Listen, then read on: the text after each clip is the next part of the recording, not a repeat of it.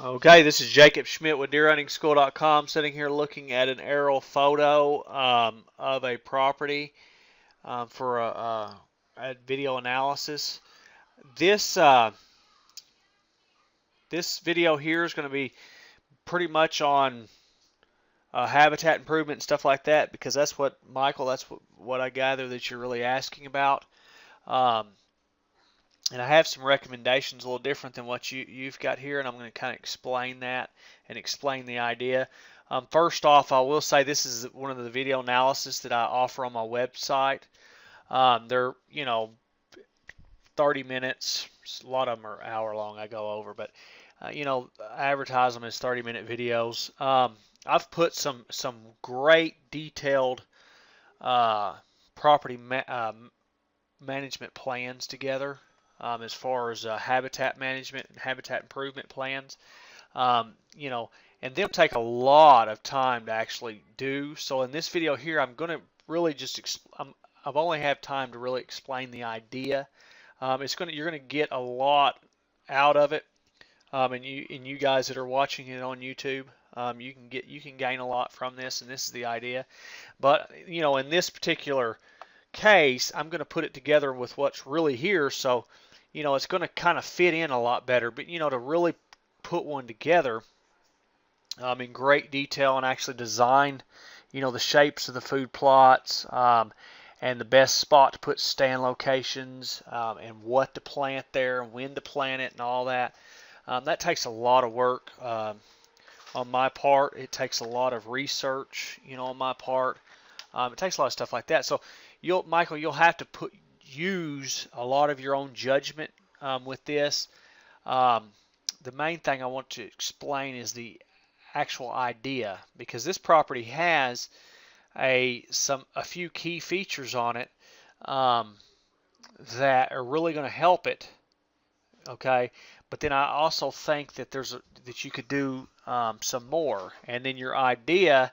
I gathered from your idea with your question about the food plot, 5 to 6 acre food plot, a clearing that you're wanting to clear and then plant, that you're pretty serious about putting in some food, because that's a pretty big food plot, and I'll want to recommend something different than that, and I'll explain to you what that is. First of all, let's go ahead and get started here, looking at the property, because I need to measure it real quick. I'm going to just measure in feet just to give me a rough estimate of the size of this thing. Or actually, I'll just do it in miles because I know. So there's 1.6 miles by. So roughly, this is about, if I've got it right, it's about 1.8 miles long and a little over a half mile wide. So we're looking at about a square mile, maybe 600 acres. I could figure it up exactly if I wanted, but it's 500 to 600 acres, somewhere in there, from if my math's right, and that's just off the top of my head. So this is a pretty good sized property.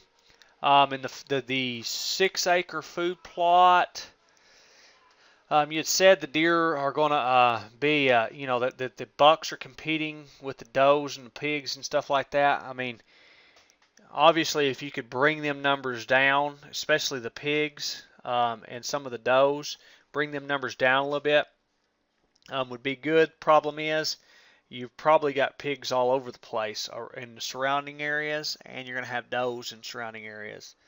So there's going to be a problem there. But if you could definitely bring them pig numbers down, especially because they, man, they multiply like crazy.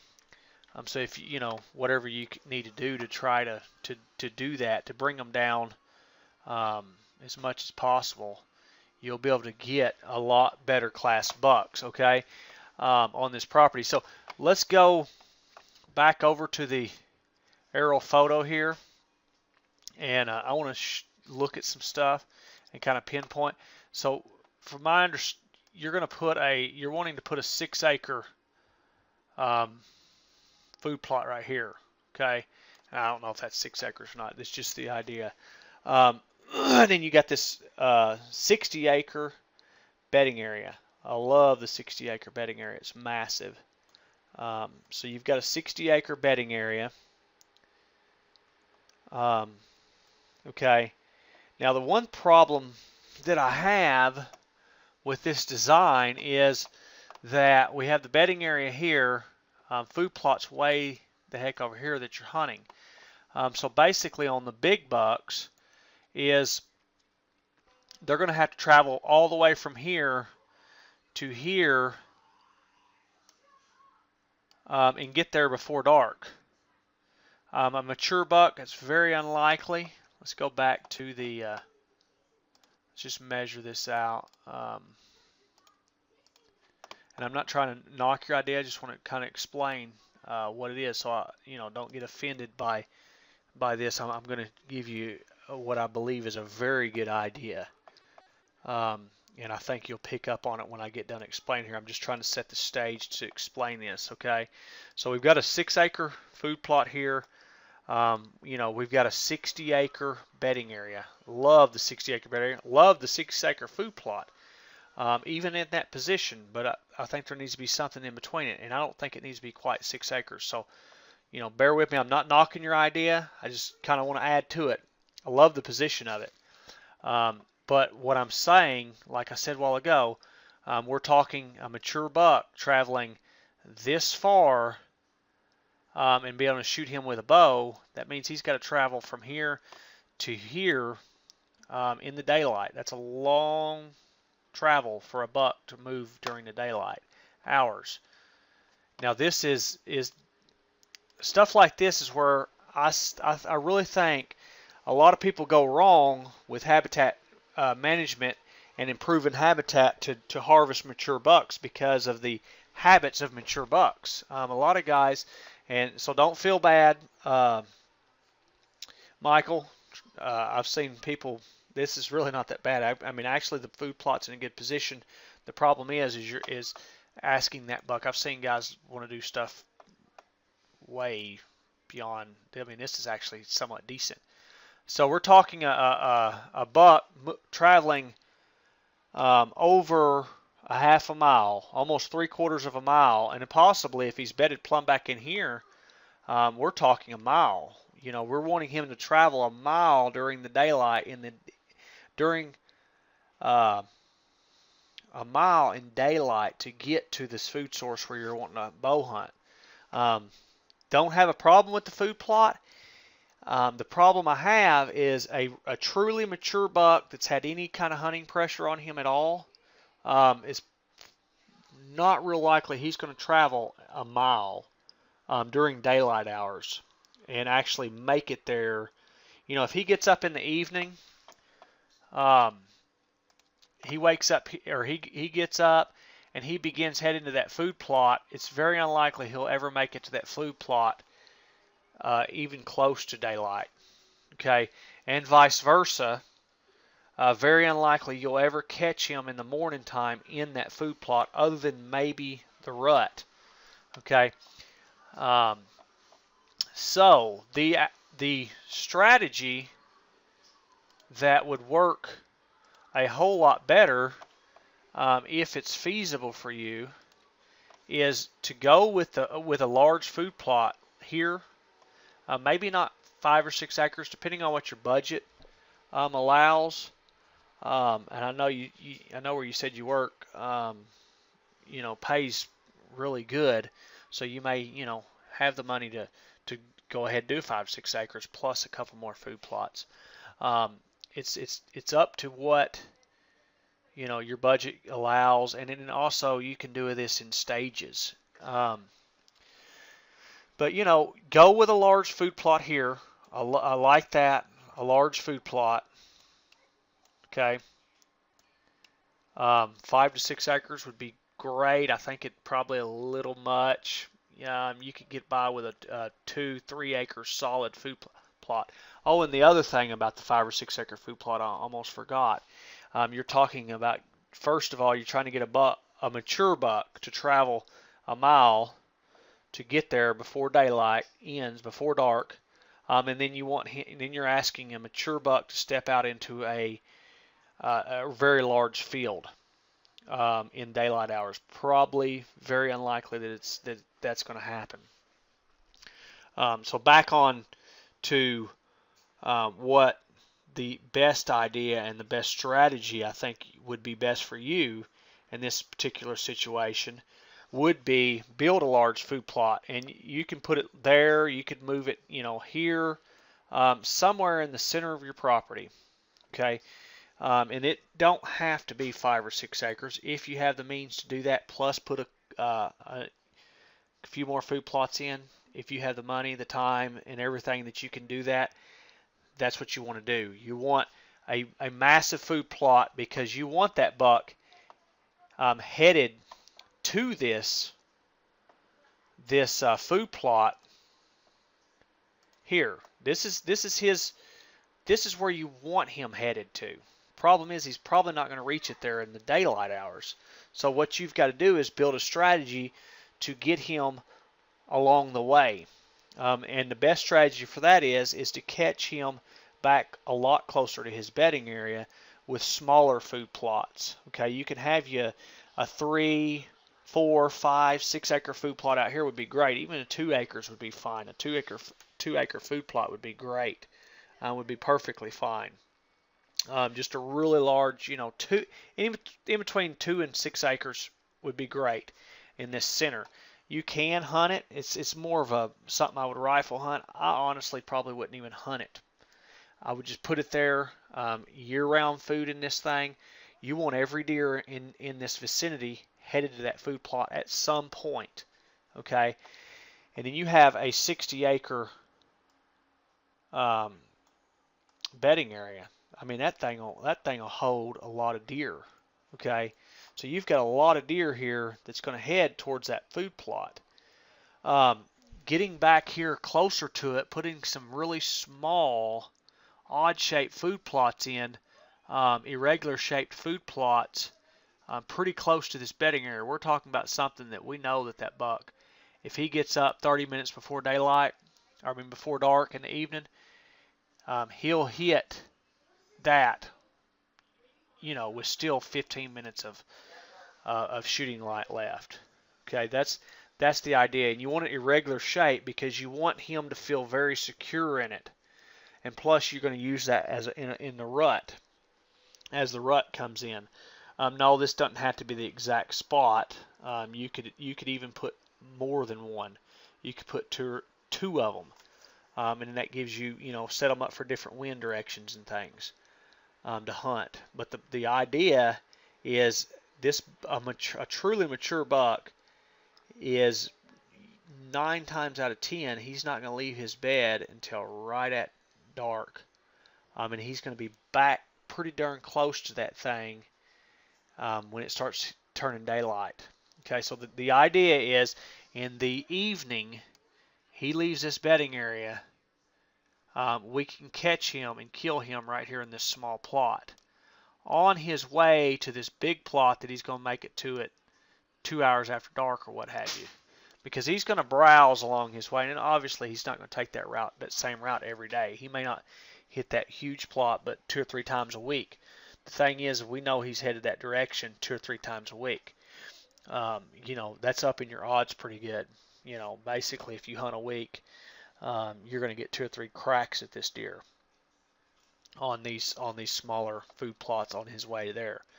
So on the way back, he's going to leave this big food plot. He may even bed in this food plot in the nighttime, and a lot of the other deer will. He's going to leave this food plot and he's going to head back to his bedding area, and in hopes he will hit this small food plot just before he goes and beds down for the day. Okay, and he'll stay in this bedding area. And if there's food and stuff in there, he'll stay in there, and he's not coming out until after dark or really close to dark. And that gives you a morning shot at him and an evening shot at him on this food plot.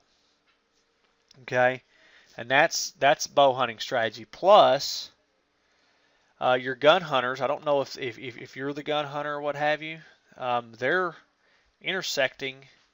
Actually, this big food plot this that you're talking about putting in for bow hunting is going to help the gun hunters more than it will the bow hunting spot, because it's going to draw the deer across these shooting lanes right here. They're going to come across them shooting lanes at some point. I'm assuming that this is the stand location and you're shooting down all three of these lanes. It's going to draw them deer across them shooting lanes. Okay, so that's the idea on that. And that's the reason that you want to go with a strategy like that there. Another reason that you now I don't know if I explained it. Forgive me if I've already explained it, but the irregular shape, I think I did. But the irregular shape, that is to allow, yeah, I did explain it, but that's to allow him, when he's in that, he believes that it allows you to build a big enough food plot to support, quite a few deer feeding in it. But that irregular shape allows it for him to feel safe in that in the daytime. He's not going to walk out in a truly mature buck that's been hunted is not going to want to walk out into a huge open area during daylight hours, unless the rut or whatever. And if your only strategy to hunt the rut, if that's the only strategy that you have to harvest a buck, it's a good strategy. But the problem is you don't have a very long period of time to hunt. You need strategies that will last through the entire season. Okay, and a strategy like this is going to last this entire season. Okay, so another thing I would like to see is another area like this on this property. I would love to see another, doesn't have to be 60 acres, it could be 20. Actually, be honest with you, I would like to see multiple areas like that, maybe 10 acres apiece, maybe 6 of them dudes. Or maybe not quite 6, but depending on what you could actually do, I would at least like to see a couple more, and I'll explain why. And I'm just putting, you could have one here, one here. It don't have to be. You could put 3 more, something like this. Okay. Reason for that is it's going to break up the deer bedding in one spot. It gives them more options. Deer compete. Does compete for bedding areas. Bucks compete for bedding areas with does. They compete with food for does. It allows the deer to spread out on your property. Basically, in reality, you take this 500-600 acres, whatever this is, you can actually turn it into what seems like to the deer, 1,000 acres, because they can literally be spread out. It would take a ton of food to do this, but then you do this here. And then you have your large food plot in the center. Nothing changes there. You keep your large food plot in the center. Okay, all your deer gravitate to this food plot.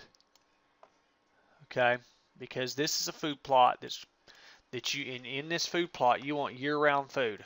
Okay, year-round food. You want to make sure that it's the best food year-round for the deer. They have food 12 months out of the year here. Basically, every deer in an area knows where it's at, but they all gravitate to it at some point. Okay. And then the other thing is around each one of these bedding areas, you have one of these half-acre food plots. 3/4 acre max, I would probably say. 1/4 acre food plots, plenty big enough.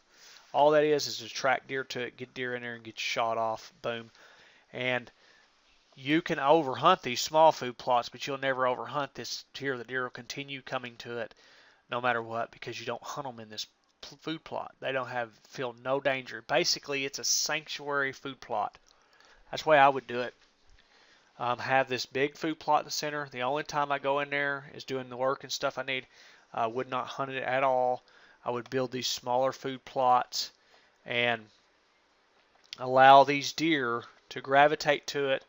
Around each bedding area, have multiple food plots. Reasons, okay, you're going to have doe groups competing, like I said, over bedding areas. Now this 60 acres is big.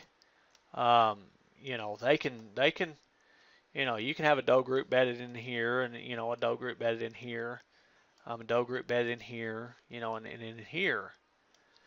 Um, they can spread out in there in that 60 acres. So there can be several doe groups bedded in that 60 acres without being, too much competition between them. But if you have 6 doe groups in there, you're probably not going to have a whole lot of bachelor group bucks in that area.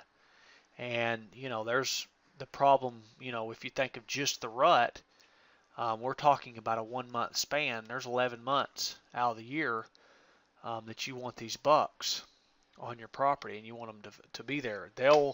I have found bucks and does really don't run together. Bucks run with bucks, and does run with doe groups. A buck will chase a doe and seek her out about a month out of the year for the most part. The rut, I mean, it's actually longer than that, but they don't G-haul a whole lot. So I don't even know if you may not even know what that term means. It's something we say here in Arkansas. But anyways, this allows me to have, another doe group here, maybe 2 doe groups. I can have some bachelor group bucks and maybe a couple does in here. Another bachelor group bucks here, a couple does. Also allows me to have more daytime movement across the entire property. Okay, if you just have one bedding area like this here, the bucks get inside that bedding area during the rut and they don't come out. There's no reason for them to. All the does are in there. If they have food, and obviously they probably have water all over this place. It's pretty wet. So there's no reason for him to come out in the daytime. If you have 4, 5 bedding areas, and they don't even have to be 10 acres. They could be 1 acre bedding areas. But you just seriously can. And what happens is these bucks, they don't have to just walk up in here and have all the does around, and the whole rut happens inside this bedding area. They have to check every one of these bedding areas. When the seeking phase comes in, there's no hot does in here. He goes on to somebody else's property and looks or what have you. But when the seeking phase is in, you have 4 or 5 bedding areas, 6 bedding areas, 7 bedding areas, 10, for crying out loud, bedding areas, 1 acre apiece even. He's going to go and check every one of them bedding areas before he leaves your property. He's going to check every one of these little food plots before he leaves your property. He's going to scent check them. He's going to check them downwind. If there's does out in there, he may go out and visually check the doe. He may actually go out and chase her a little bit. The rut will go on all across your property instead of all in one area. And believe you me, I hunt public property, and I can tell you right now, the rut goes on inside bedding areas. The hard, heavy core rut goes on in bedding areas. I talk to guys all the time that I haven't seen any bucks. Where's the bucks? I've seen 10 does. Honestly, I've seen more bucks every year for the past 4 or 5 years than I have does, while there's other guys that might have seen 1 buck the entire season. I've talked to these guys. They've seen 1 buck the entire season, and they've seen 20 or 30 does, and they're still complaining about the buck and doe ratio. The problem is they're hunting in the wrong places. They're hunting these food sources. They're hunting areas where these does are. The bucks on these public properties, because of the pressure and things like that, they don't have to leave the bedding areas. there's no reason for them to. There's plenty of does inside the bedding area. And the ones I hunt, there's food, there's water, everything. They have everything they need inside that bedding area, and that's the reason I'm hunting them. Okay, and that's the reason they're in there. That's the reason sometimes I see 7 bucks in one sitting. Not all shooter bucks, but there's 7 bucks. In one morning or one day on the stand on public property, and these other guys see 7 does and no bucks, and I see a doe or two because they're in there with them does inside that bedding area, and that's what's going to go on this property if you don't spread some bedding areas out and make something where these bucks have to come out of here in the daytime to go find another doe. And also it allows for more bucks to be on your property at the same time. If you have a dominant buck here with a hot doe and he's whooping every buck and running them completely out of this bedding area, and there's nowhere else for them to go, they're going to either stick in there and keep battling out with him, or they're going to go on someone else's property. If there's another bedding area up here that has 2 or 3 does, they're going to come out and they're going to check every one of them. Okay, and all these little food plots, these little irregular shaped food plots that you have right next to them, and that's where you're going to be hunting. Is right next to that bedding area, and the first place he's going to hit as they come from this bedding area because there wasn't a hot doe or he got his tail end whooped or whatever the reason may be, he's going to scent check that food plot on his way to here, and then you're going to have intense rut activity. Especially if you can get them doe numbers down where there's closer to a balanced buck to doe ratio. And even then you're going to have an intense at the beginning of the rut. So that's the strategy that I recommend on this property. As a management standpoint, if you're going to do any type of habitat, and it looks, you have here, you've got lane cleared, you've got lanes here cleared for gun hunting, this here, and it's going to help your gun hunting as well, because you have bedding areas spread out here. These bucks are going to cross these shooting lanes a lot more. If you have a bedding area, I'm just kind of drawing what we had a while ago. Let's just say you had like that. These bucks are going to cruise from bedding area to bedding area to bedding area to bedding area, and maybe to back here or here, all over the dang property. And then the other thing with the multiple food plots like that is the deer don't have to compete so much for food. All of them's going to feed in this big food plot in the center. Every deer on the property is. It's if you have a 3-acre food plot, they can spread out. They can kind of get away from each other a little bit. The mature doe, she'll run the subordinate does off. Well, with a huge food plot like that, they can just go to the other end of the food plot. The bucks aren't competing with them. Honestly, from a lot of the research I've done with trail cameras and stuff, honestly, bucks and I know I've already said this, but bucks and does just don't run together a lot. I don't know if the doe runs the buck off. I honestly, this is just my opinion, I think it's done at a young age when the doe runs the young buck off. I think at that point it sets a kind of a bluff kind of deal, or something goes on.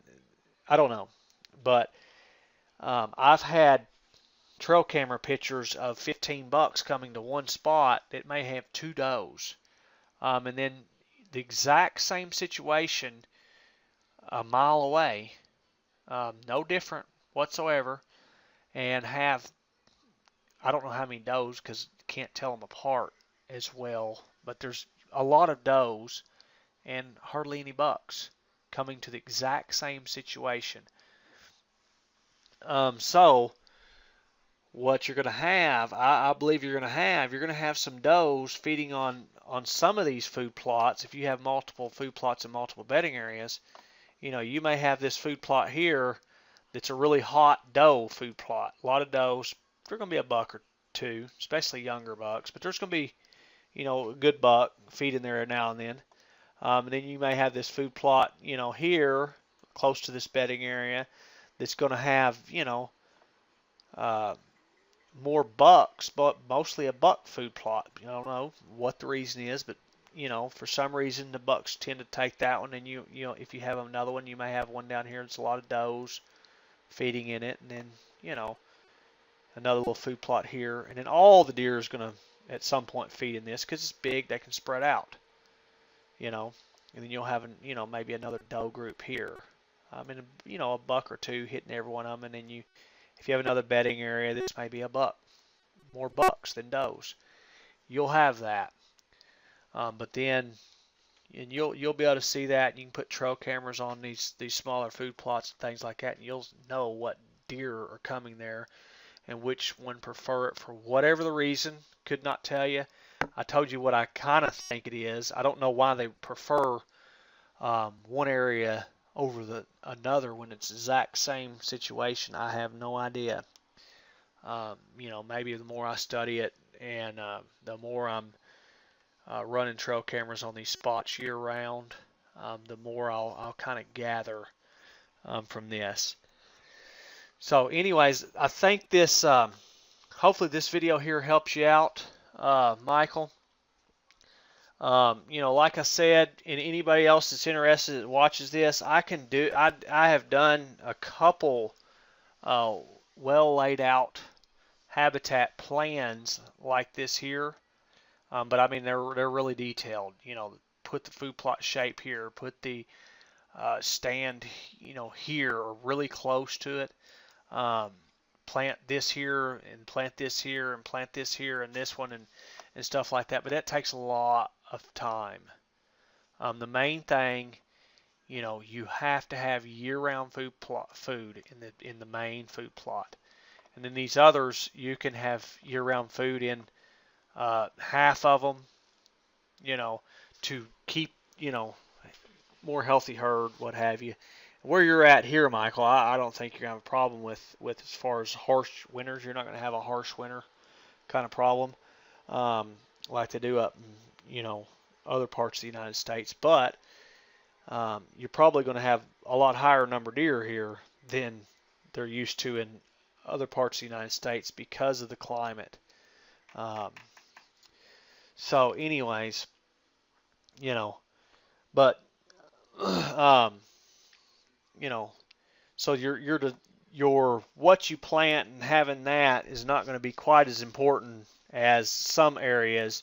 Just the main thing is knowing that what you want the deer to do, and you can make the deer do what you want them to do basically by a well drawn out habitat improvement plan. So if any of you guys are interested in stuff like that, I have done several of them, and they're a lot greater detail than this here. This is the general idea, and like I said, for one of the video analysis, a 30-minute video, which is probably over at right now, but you get the idea, and a person could take this. You could take this exact plan, what I explained, run it out on this property here, and it's going to work. You're going to have a lot of putting a lot of common sense into it. A lot of your own judgment and stuff into it as far as what shape to do, where to place the stand because of wind direction, where's the most likely, time of the year that this is going to be, all that kind of stuff. So anyways, if any of you guys are looking for great detail plans or video analysis like this here, check out deerhuntingschool.com and gather that. The well-designed plans, I do it with the coaching and consulting, same fees with that, with the live coaching and consulting, same fees. They take quite a few hours depending on the layout, depending on how great detail it is. It's kind of something you can pick. And then I actually have to have a couple sessions for a great detailed of live consulting because of the intensity that goes into it. So, Michael, I think this right here should help you out. Like I said, same deal for you. If you have any questions, just simple questions, you can email me and I'll help you out. With that as best I can. You know, but I think this video should give you the really good idea of what goes on, and the best strategy, and it's of what you can do as far as how to lay this whole thing out, and the idea, because that's the basic idea. And you had mentioned about the bucks competing with the does and the pigs for food.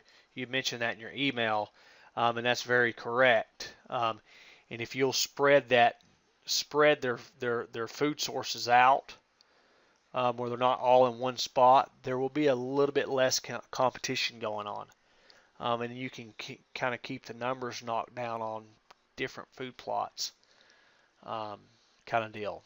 So one thing I will say though about the multiple food plots, I would much rather see 2 food plots done extremely well, than 4 done very poorly, because it's going to take a lot more work to put in 4 um, poorly than it would to put in 2 very good, and you're going to get better results. You're going to get higher yields from the 4 food plots, or from the 2 food plots that are done very good.